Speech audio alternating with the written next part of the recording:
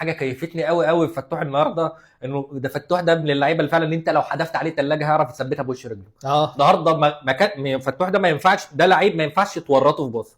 النهارده رامي ربيعه والشناوي حدفوا عليه شويه كور اقسم بالله تجلط بمنتهى الهدوء. هو اعصابه دي في ثلاجه ويحسد عليها بصراحه، والله يا بختك، الله اكبر في عيني.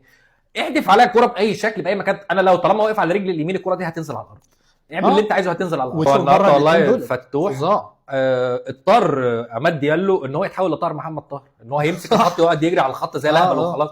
وده شطاره من فتوح. هو مش يعني ديالو اصلا كان مستني خرم يبرم ما بينه وما بين رامي ربيعه ان هو يخش فيه، ما عرفش يعمل.